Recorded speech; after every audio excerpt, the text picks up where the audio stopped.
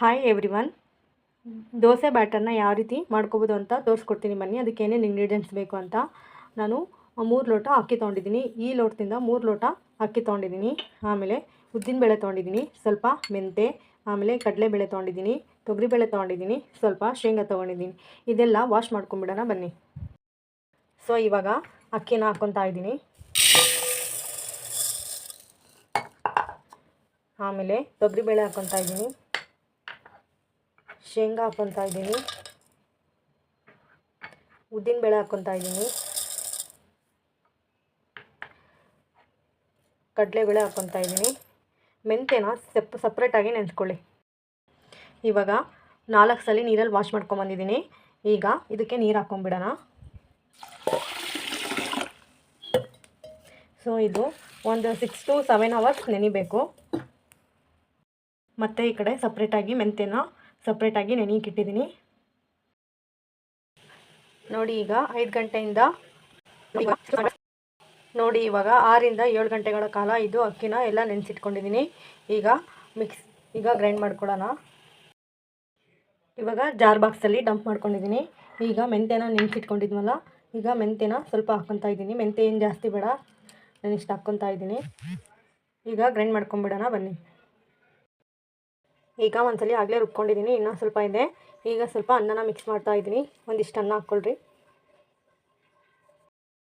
ಈಗ ರುಬ್ಕೊಂಡಿದ್ದೀನಿ. ಈಗ ಪಾತ್ರೆಗೆ ಡಂಪ್ ಮಾಡೋಣ. ನೋಡಿ ಎಷ್ಟು ಸ್ಮೂತಾಗಿ ಬಂದಿದೆ. ಈ ಥರ ಸ್ಮೂತಾಗಿ ಪೇಸ್ಟ್ ಮಾಡ್ಕೋಬೇಕು.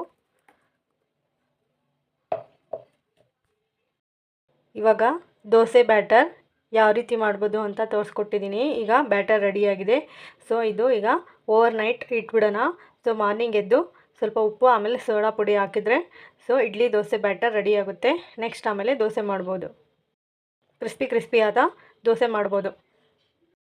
ನೋಡಿ ಇವಾಗ ಈ ರೀತಿ ದೋಸೆ ಬ್ಯಾಟರ್ ರೆಡಿಯಾಗಿದೆ. ಈಗ ನಿಮಗೆ ಎಷ್ಟು ಬೇಕೋ ಅಷ್ಟು ತೊಗೊಂಡು ಆಮೇಲೆ ನೋಡಿ ಈಗ ಉಪ್ಪು ಹಾಕ್ಕೊತಾ ಇದ್ದೀನಿ. ನಮಗೆ ಎಷ್ಟು ಬೇಕೋ ಅಷ್ಟು ಬ್ಯಾಟರ್ ತೊಗೊಂಡಿದ್ದೀನಿ, ಉಪ್ಪು ಹಾಕ್ಕೊಂಡಿದ್ದೀನಿ. ಆಮೇಲೆ ಸ್ವಲ್ಪ ಸೋಡಾ ಪುಡಿನ ಹಾಕ್ಕೊತಾ ಇದ್ದೀನಿ. ಜಾಸ್ತಿ ಏನು ಹಾಕ್ಕೊಳಲ್ಲ, ಇಷ್ಟೇ ಸಾಕು. ಈಗ ಮಿಕ್ಸ್ ಮಾಡ್ಕೊಂಬಂದು ನೋಡಿ ಫ್ರೆಂಡ್ಸ್, ನಮ್ಮ ಕುಕ್ಕಿಂಗ್ ಚಾನಲ್ಗೆ ನ್ಯೂ ಮಿಕ್ಸಿ ತೊಗೊಂಬಂದಿದ್ದೀನಿ. ಹೇಗಿದೆ ಅಂತ ಹೇಳಿ. ಆಮೇಲೆ ಪ್ಲೇಟ್ಸ್ ಬೌಲ್ಸ್ ಎಲ್ಲ ತೊಗೊಂಬಂದಿದ್ದೀನಿ. ಹೇಗಿದೆ ಅಂತ ನೋಡಿ. ಇವಾಗ ತವಾ ಕಾದಿದೆ. ಈಗ ದೋಸೆ ಹಾಕ್ಕೊಂಬಿಡೋಣ ಬನ್ನಿ. ಈಗ ದೋಸೆ ಹಾಕ್ಕೊತಾ ಇದ್ದೀನಿ. ಸ್ವಲ್ಪ ನೀರು ಸಿಂಚ್ಕೊಳ್ಳೋಣ.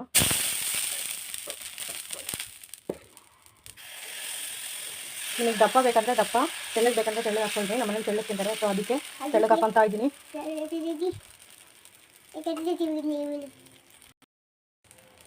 ಬೆಣ್ಣೆ ದೋಸೆ ಮಾಡ್ತಾ ಇದ್ದೀನಿ. ಸೊ ಬೆಣ್ಣೆ ಇದೆ, ಬೆಣ್ಣೆ ಹಾಕ್ಕೊತಾ ಇದ್ದೀನಿ. ನೋಡಿ ದೋಸೆನ ಈಗ ತೆಗಿತಾ ಇದ್ದೀನಿ.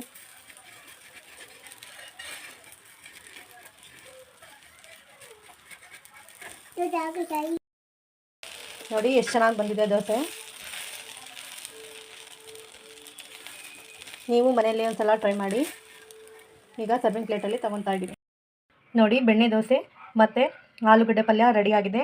ನೀವು ಮನೆಯಲ್ಲಿ ಖಂಡಿತವಾಗಿ ಟ್ರೈ ಮಾಡಿ. ನಮ್ಮ ಮನೇಲಿ ಚಟ್ನಿ ತಿನ್ನಲ್ಲ, ಸೊ ಚಟ್ನಿ ಅದಕ್ಕೆ ಮಾಡಿಲ್ಲ.